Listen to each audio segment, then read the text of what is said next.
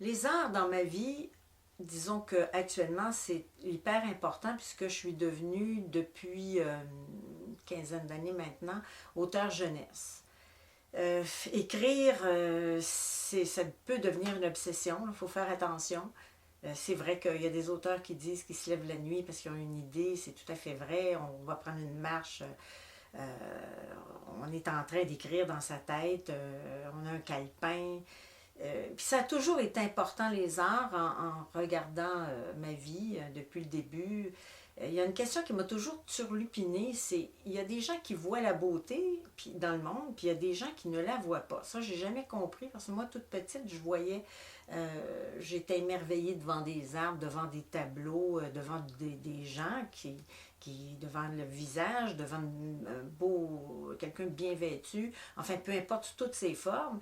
Mais il y a des gens à qui on dit, ah, regarde comme c'est beau, ou jamais eux vont te le dire. Donc, je pense que les artistes sont des gens qui voient peut-être plus la beauté dans le monde que d'autres et selon leur talent, selon les choix qu'ils font, veulent exprimer d'une façon personnelle la beauté du monde, qu'ils ressentent peut-être plus fortement. C'est peut-être des gens qui ont plus d'empathie.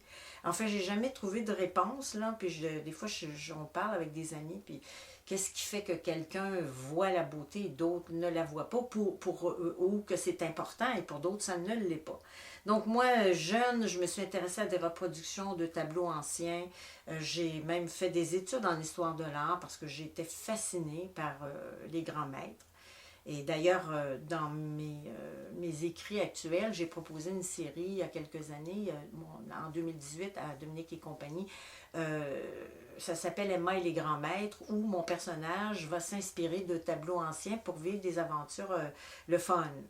Je poursuivais deux buts, bien sûr, d'intéresser les enfants à une histoire sympathique, mais aussi de faire lever le regard des jeunes de 7-8 ans sur des tableaux de maîtres anciens, donc 14e, 15e, 16e siècle.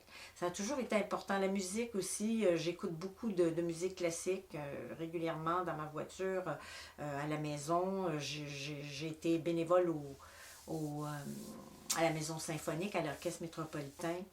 J'adore le cinéma, le bon cinéma. Bref, c'est important dans ma vie, oui, tout à fait.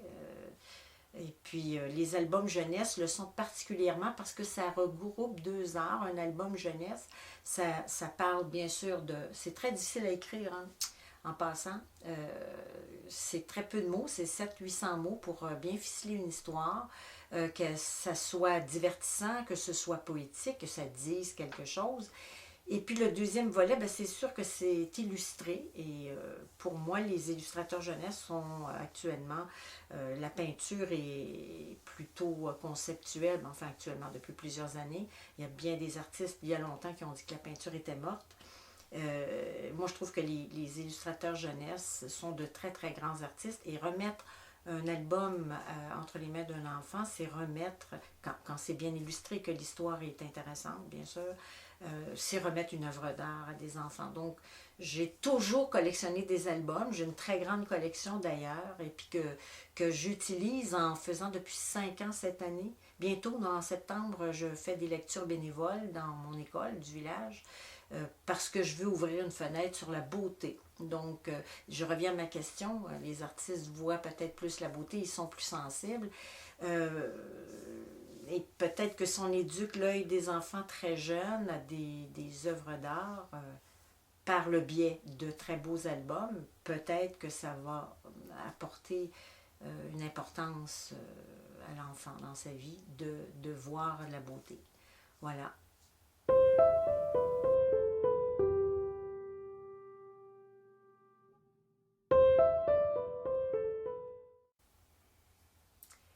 L'art dans la société, son importance, l'importance de la culture, c'est hyper important parce que tout le monde regarde la télé, tout le monde, beaucoup de gens regardent les séries télévisées, beaucoup de gens regardent des films. Il y a presque tout le monde écoute de la musique, jeune, moins jeune, classique, pas classique, hip-hop, rap, peu importe. Si on élimine tout ça de nos vies, ben, c'est ça l'art, hein?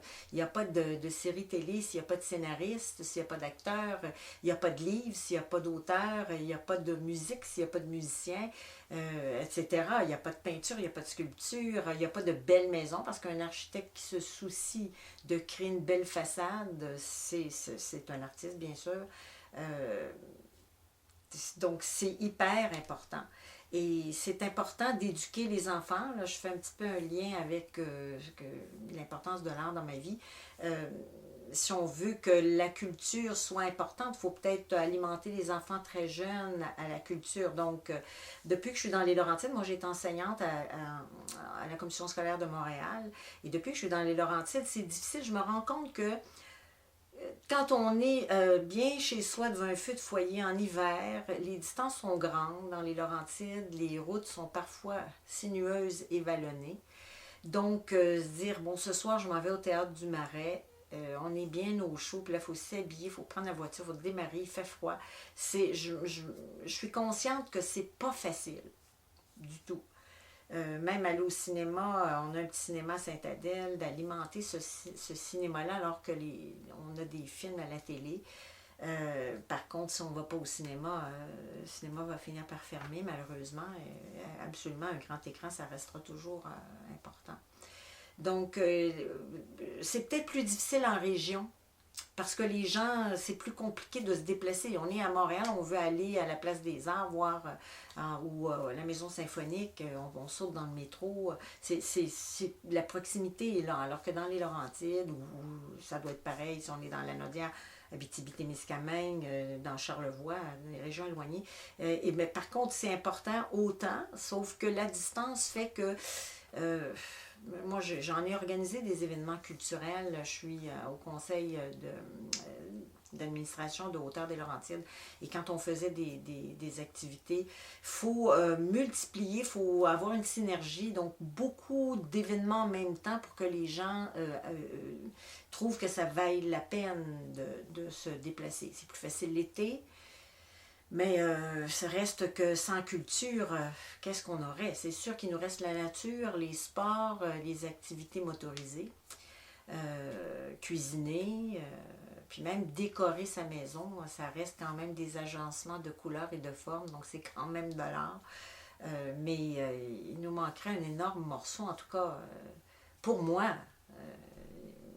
Est-ce que pour toute la société, c'est pareil? Est-ce que des gens qui réussiraient à être très heureux sans voir de musique, de cinéma, de télé, de livres? Peut-être. Il faudrait poser la question, il faudrait faire un sondage.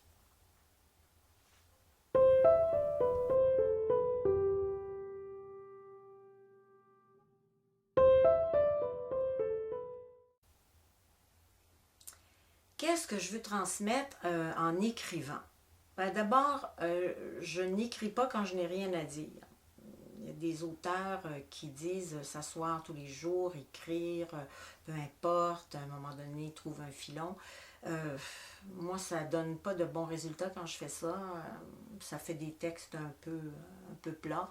Faut que j'ai quelque chose à dire. Donc, par exemple, dernièrement, ben, pas dernièrement, mais il y a quelques années, un exemple. Je passe à la galerie Michel Biguet à Saint-Sauveur, j'entre, je vois des tableaux d'un peintre, je suis absolument séduite, un coup de foudre. Donc je reviens à la maison, je vais sur le site du peintre. Le peintre en question, c'est Maxime Lacourse. Je vais voir tous ces tableaux et je suis vraiment obnubilée, donc pendant des jours. Et finalement, j'écris un texte, je ne pouvais pas faire autrement. Donc, j'écris un texte d'un enfant qui rêve sous son chapeau de papier d'aller porter la joie dans le monde avec son cheval qui lui aussi rêve de la même chose sous son chapeau de papier. Dans les tableaux de Maxime, il y a des garçons, des enfants qui ont des chapeaux de papier et des chevaux. Je ne pouvais pas ne pas écrire ce texte. Donc, j'ai envoyé ça à M. Lacourse. J'avais relié des tableaux entre eux. Je ne le connaissais pas, donc il pouvait me dire il n'est pas question de faire un album jeunesse, parce que moi, je visais un livre pour les enfants, donc les 9-10 ans quand même. C'est un texte philosophique, poétique. Et puis, il me dit Oui, c'est formidable. J'ai jamais fait de lien entre mes tableaux, et puis vous en faites, puis j'aime bien votre texte. Donc, je l'ai proposé à Madame Angèle Delaunoy, qui est l'éditrice de chez Isatis, puis elle a aimé ce concept-là. Et puis, bon, tout ça pour vous dire que qu'est-ce que je veux transmettre? Ben, ça dépend de ce que je vais vivre. Bon, par exemple, récemment, j'ai terminé un manuscrit que je viens d'envoyer, Le voyage dans l'arbre. Je voulais dire aux enfants, parce que c'est parti d'une peinture, voyez-vous, l'art pictural est souvent présent dans ma vie. J'ai été en Irlande, je vois dans une petite boutique une illustration, enfin, une reproduction d'un tableau d'un peintre d'une enfant qui est devant un énorme arbre. Je trouvais ça très, très beau. Et qui semblait se dire, mais qu'est-ce, comment ça tient sa vie, ce géant qui est immobile. Puis c'est vrai que c'est intriguant quand on est devant un très grand arbre. Moi, j'ai un immense pin blanc dans le jardin, là, et c'est impressionnant. Donc, ben, j'ai lu sur comment fonctionne la sève brute, la sève qu'on appelle, oh, j'ai oublié, mais disons, enrichie, puis comment ça circule, et la photosynthèse des feuilles qui envoient du glucose, donc à travers le sang, en tout cas. Donc, je voulais créer un conte qui dit, pardon, aux enfants comment ça fonctionne dans l'arbre. Donc, j'ai créé deux petites filles, il y en a une qui va se déchirer l'aile, puis il faudra qu'ils aillent au sommet du grand pin chercher de la gomme pour recoller l'aile. Donc, elles vont voyager, comme elles ne peuvent pas voler, elles vont voyager par la sève. Donc, c'est un prétexte, c'est un conte, mais le prétexte, c'est de dire aux enfants ce qui se passe à l'intérieur de l'arbre. Donc, c'est jamais pareil. Je vais prendre une marche, je vais voir quelque chose, je vais avoir une idée. Voilà, je vais écrire sur la générosité, l'amitié. Donc, je vais créer un personnage qui va parler de ça. Je veux faire des rimes, donc je vais aller voir une maison d'édition qui travaille en poésie pour les petits. Bon, c'est jamais... Mais en tout cas, chose certaine, si je n'ai rien à dire d'important à mes yeux aux enfants, je n'écris pas. C'est tout simple. Donc, voilà, c'est la vie qui m'apporte les différents sujets. Puis, depuis longtemps, j'essaie de me dire, il faudrait que je trouve une histoire qui parle du fait de voir la beauté. Mais bon, je n'ai pas encore trouvé l'idée, sans que ce soit plate. Il ne faut pas qu'on tombe dans la philosophie, il ne faut pas que ce soit trop abstrait. Il faut toujours qu'il y ait une histoire quand on parle aux enfants, donc avec deux sens. Donc, un jour, ça viendra. Mais c'est ça, c'est important de dire, de parler de... C'est toujours positif. Ah oui, important, pourquoi j'écris pour les enfants? Parce que les enfants peuvent... Bon, quand ils sont jeunes, on peut leur... ils sont frais et ouverts à tout, donc on peut leur ouvrir les yeux sur un paquet de choses et le cœur. Et ben, c'est sûr que ça finit toujours bien aussi. Ben, la littérature pour adultes, il y a souvent des romans noirs, puis ça fait parfois psychanalyse, là. L'auteur est en train de nous faire sa psychanalyse personnelle. Donc ça, je déteste ça, j'aime bien. On sait que le monde ne va pas toujours bien, c'est pas toujours facile, tout n'est pas toujours positif. Pourquoi aller lire des choses noires, puis les films pareils, j'aime pas quand les films, tu sais, je viens d'aller voir Les 4 filles du Dr Marsh, ben voilà, c'était des filles qui ont vécu dans une période difficile de leur vie, puis c'est un roman extraordinaire et un film extraordinaire quand c'est bien rendu. Donc, la littérature pour enfants, ça finit toujours positivement, donc ça m'intéresse de dire dans la vie, soyons positifs, ça donne rien, le contraire donne rien.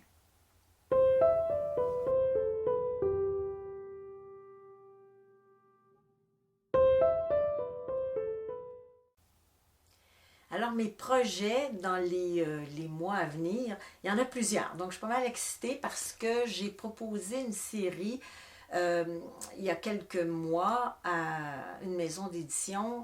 La série, ça s'appelle Les enquêtes d'Esther et Ben. Et je voulais que ça se passe, ces deux jeunes, ça s'adresse aux 7-8 ans, donc c'est un garçon et une fille, qui accompagne le papa d'Esther, qui est un homme d'affaires, quand ils sont en pédago, le père les emmène.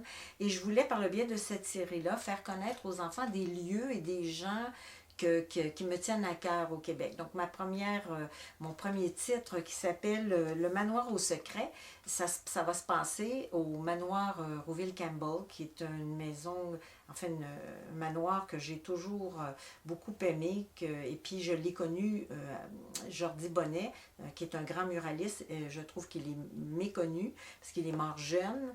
Il a vécu une popularité importante à peu près en même temps que Riopelle. Il a sauvé ce manoir. C'est lui, Jordi Bonnet, qui a fait la grande murale de Québec. Vous n'êtes pas tanné de mourir, bande de câble, là, qui a été. C'est lui qui a fait la murale, qui n'a pas écrit le texte. Et il y a une murale de Jordi Bonnet qui est au musée, à la Place des Arts. Il y en a au métro P9. Et quand on parle de Jordi Bonnet, les gens ne savent pas trop. Et je trouve que c'est un type extraordinaire parce qu'il était, depuis l'âge de 9 ans, il avait perdu le bras droit. Donc, devenir un muraliste avec un seul bras gauche, c'est déjà exceptionnel. Et donc, avec sa femme Huguette Bouchard, ils ont récupéré le manoir Rouville-Campbell qui était en ruine, abandonné depuis 10 ans. Ils l'ont fait classer comme patrimoine. Et je voulais que ça se passe là. Je voulais faire connaître aux enfants à travers une histoire bien ficelée, faire connaître ce lieu et faire connaître Jordi Bonnet. Donc, ça va sortir au printemps, le 9 avril. Et j'aime bien parce qu'on voit le manoir derrière et c'est un super roman, tout en couleur, avec rabat. La maison d'édition, c'est Ozu. C'est une maison, ils ont de gros moyens parce que faire un roman tout illustré en couleur avec des rabats, et ils vont le vendre 14,95, c'est extraordinaire. Donc le deuxième, ça va être sur le château Frontenac, c'est-à-dire que c'est les mêmes personnages qui s'en vont au château, parce qu'on connaît très peu, on sait que c'est un hôtel, il y a des gens qui pensent que ça date de l'époque de Frontenac, il y en a qui savent que oui, saviez-vous que c'est M. Van Horn, dont la rue à Montréal porte le nom, qui a fait construire le château Frontenac. Donc, ça, c'est une belle série. Donc, le lancement, je tenais à ce que le premier titre soit lancé au manoir Rouville-Campbell en présence d'enfants. On va inviter les deuxième et troisième années à lire des extraits, etc. Donc, ça, c'est en marche pour le mois d'avril. Aussi, pour cette année, il y aura le quatrième titre. Donc, j'en parlais tout à l'heure que j'aime bien. Cette série qui incite les enfants à s'intéresser aux tableaux anciens, à l'instar de mon personnage qui, elle, va vivre des aventures à partir de tableaux anciens qu'on trouve au Musée des Beaux-Arts. Donc, j'ai déjà 3 titres. Et le quatrième, c'est Emma et le tableau volé. Et le tableau est un magnifique tableau de Marc-Aurèle Fortin qui est visible au Musée des Beaux-Arts. Et ça, je viens de recevoir le contrat aujourd'hui, justement. Donc, ça va être le quatrième titre, donc je suis très très contente. Et puis je fais plein d'animations avec cette série-là. Je suis invitée au Festival des Mines et Lecture à Rouyn-Noranda. Je m'en vais en Alberta avec Communication Jeunesse. Pendant une semaine, oui, c'est important d'aller comme auteur rencontrer des enfants de la francophonie canadienne, donc dans le nord de l'Alberta, Peace River et Grande Prairie. Donc je pense que je fais 20 animations, donc je vais rencontrer des centaines d'enfants avec cette série-là. Donc ça, c'est super. Puis je vais aussi faire des animations et une tournée dans le comté de Charlevoix, aux Grandes Bergeronnes. Et puis, cette année, j'ai un album qui est sorti au printemps 2019, Bilou et la libraire du tonnerre. Je vais le prendre. Qui est finaliste pour le prix Peuplier. Donc, je vais à Toronto. Il sera peut-être lauréat, peut-être finaliste. Il l'est déjà. Je suis déjà très, très contente. Pourquoi c'est important cet album-là pour moi? C'est que je voulais parler de la difficulté pour des enfants d'apprendre à lire. Donc, c'est pas toujours facile pour tous les enfants. On n'en parle pas beaucoup. Il n'y a pas beaucoup de livres qui parlent de ça de façon indirecte. Donc, cet album-là, et j'ai eu des collègues qui ont été dyslexiques et qui ont caché longtemps, des collègues enseignantes qui m'ont dit avoir caché très longtemps leur difficulté à lire. Donc, dans cette histoire, Bilou a de la difficulté, il le cache, et c'est une adulte, une libraire, qui va s'en rendre compte et tout discrètement l'aider tout au long du livre à lire son livre de pirate. Donc, il saura lire à la fin, il aura avoué sa difficulté, donc c'est déjà plus facile quand c'est avoué. Après ça, ça c'est aussi important, j'aime beaucoup une maison d'édition qui s'appelle La Montagne Secrète. Ça fait 19 ans que ça existe, La Montagne Secrète. C'est toutes des maisons québécoises. On a une littérature jeunesse extrêmement riche au Québec. Puis en passant, ben, je dis à tous les gens qui m'entendront, s'il vous plaît, quand vous allez dans une librairie, demandez à votre libraire du québécois. Parce que c'est pas toujours évident. Quand on voit un album, il peut être édité par un éditeur français, parce que les maisons d'édition françaises, bien sûr, sont bien distribuées au Québec. Mais on a de très, très, très bonnes et très nombreuses maisons et on pourrait, disons, un peu valoriser, privilégier, puisqu'on est un petit nombre de consommateurs, 8 millions, c'est peu, donc d'encourager nos maisons d'édition. Donc, La Montagne Secrète fait depuis des années, ils ont commencé avec Gilles Vigneault, ils travaillent beaucoup avec mes aïeux, ils travaillent avec Ariane Moffat, ils font des albums musicaux avec CD. Bon, le dernier, je suis allée voir le spectacle à Montréal. Le texte est de Christiane Duchesne.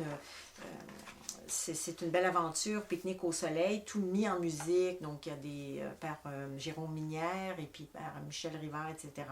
Donc, j'ai un texte qui est accepté par le directeur de l'éditeur de La Montagne Secrète. Ça s'appellera L'éléphant invisible parce que ben, l'histoire, c'est qu'un enfant qui apprend le piano va un jour voir un documentaire sur la chasse aux éléphants, comment les éléphants ont été vraiment chassés, puis ça continue d'ailleurs, même s'ils sont protégés à des braconniers pour leur défense. Et comme c'est un vieux piano, il sait que ses touches sont en ivoire, donc il le refuse de jouer. Et ben là, j'en dis pas plus, mais ça va être donc, il y aura de la musique. L'enfant va finir par jouer, composer, donner un spectacle pour venir en aide aux gens qui protègent les éléphants. Et ben voilà, ça c'est un texte que j'aime beaucoup. Puis c'est une maison que j'aime beaucoup.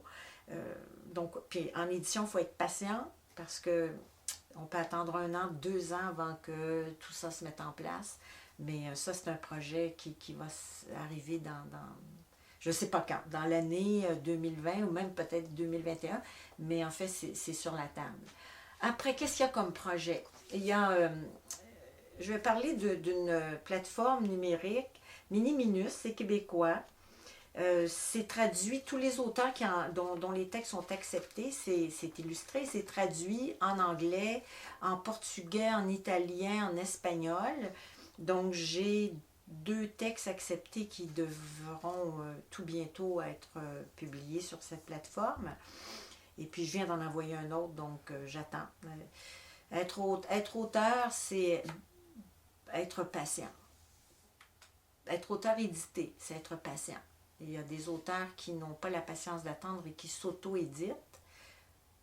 Mais l'auto-édition, il n'y a pas de distribution, on n'est pas dans le réseau du livre. C'est comme si les auteurs sont un peu inexistants dans le milieu de la littérature. Parce que si tu n'es pas distribué à travers le Québec dans les librairies, tes livres sont où, là? Donc, vaut mieux être patient. Puis d'affronter des refus, puis d'assumer des refus, de les accepter, d'accepter de retravailler des manuscrits. Oui, parce qu'on est lu par des comités de lecture et puis ça assure d'une certaine qualité, à mon avis. Voilà. Alors, d'autres projets. Donc, dans les éditions, il y a ça. Ah oui, il y a aussi un texte dans la collection Frisson chez Dominique et compagnie. Ça aussi, on parlait tout à l'heure de qu'est-ce qu'on a à dire. Donc, moi, je voulais dire qu'aller dans une forêt, depuis que je suis dans les Laurentides, les forêts ont toujours fait peur. De par les contes, dans tous les contes anciens, il y a plein de trucs effroyables qui se passent dans les forêts. Et ça reste quand même à aller marcher seul, même ici dans les Laurentides, partir au mois de mai seul dans le bois pendant 1 heure. Ou 2 heures, surtout dans nos forêts à nous, disons qu'on s'en va vers l'inconnu. Donc, cette peur de l'inconnu, je voulais la raconter dans une histoire qui va s'appeler Murmure dans les bois. Donc, c'est un petit garçon qui va aller dans les bois par défi. Son ami l'a mis au défi d'aller seul dans le bois pendant 3/4 d'heure. Et il va entendre des voix incroyable. Lui croit aux créatures fantastiques. Il va avoir hyper peur. Et, dans, et on pourra aller sur le site, entendre les cris effroyables. Puis j'ai fait écouter ça à des enfants, à des adultes, à des chasseurs qui n'ont jamais pu identifier les cris. Eh bien, ce sont des cris d'animaux tout à fait connus, comme la loutre, comme le cerf et comme la grenouille verte qui cogne, mais ça fait...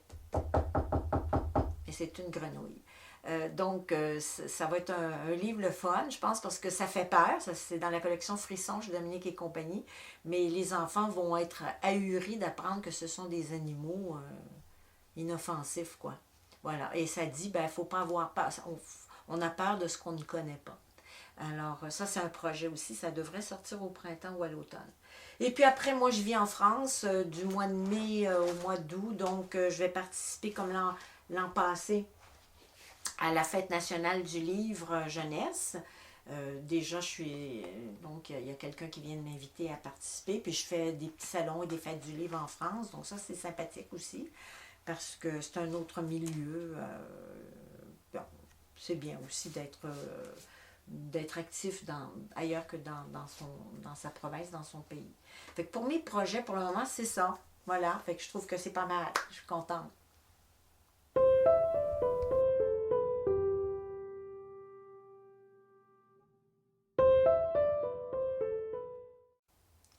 Ma vision de rêve pour les décennies à venir en lien avec l'art et la culture. C'est pas une question, en fait, cette question-là, pour moi, c'est difficile d'y répondre. Vision de rêve, ça veut dire je peux enlever toute restriction et dire vraiment ce que je verrais. Ben, c'est sûr que j'aimerais que dans les écoles, l'art soit plus présent pour tous. Tu sais, qu'on initie vraiment dès la maternelle les enfants à la musique classique, par exemple, ou à peu importe les musiques du monde, sans nécessairement leur faire apprendre un instrument, oui aussi, mais pas nécessairement que si on n'a pas les moyens d'avoir, ben, au moins que les enfants puissent entendre, s'ils n'en entendent pas chez eux, qu'ils entendent de la musique de qualité dans les écoles. Même chose pour l'histoire de l'art, qu'on montre aux enfants très jeunes, sans faire de cours magistral ou d'entrer dans la didactique, mais de faire voir des tableaux, trouver une façon ludique de faire regarder des tableaux anciens. Parce que rares sont les enfants, finalement, surtout en région, qui auront l'occasion d'aller voir des tableaux au Musée des Beaux-Arts de Montréal ou au Musée des Beaux-Arts de Québec, ou d'aller au Louvre voir les chefs-d'œuvre du passé. Donc, on peut les voir reproduits sur écran et dans des livres. Donc, ça, ce serait bien que pour les enfants, que l'art soit plus présent dès la maternelle. Il n'y a pas de raison qu'on attende d'être au secondaire, par exemple. Que les gens lisent, que les gens aiment lire autre chose que des faits divers dans le journal, tu sais, qu'on lise de bons livres. Oui, il y a des livres inintéressants, mais il y en a des très bons. Souvent, les gens qui n'aiment pas lire, en fait, quand je discute avec eux, ils me disent, ben ouais, c'est pas intéressant, ça m'a pas intéressé, j'ai essayé, mais peut-être qu'ils n'ont pas essayé assez. Moi, j'en prends des livres que j'aime pas, puis je les finis pas. Je vais en chercher un autre que je risque d'aimer, puis je le finis quand ça arrive. Puis les distances resteront, si je fais le lien avec ce que je disais un peu plus tôt, que les distances sont grandes d'aller au théâtre. Quand on vit dans les Laurentides ou en région, c'est pas du tout évident. Puis aller au théâtre, même à Montréal, tu sais, il faut avoir des sous. Bien, je comprends que c'est cher parce que ces gens-là travaillent fort, c'est leur métier. Mais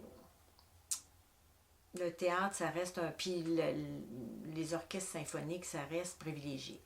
Donc, peut-être que plus de clubs optimistes ou d'organismes, Chevalier de Colomb, parce que je parle du club optimiste parce que moi, je ne connaissais pas ça. Et depuis que je suis dans les Laurentides, j'ai connu le club optimiste de Lac-Masson.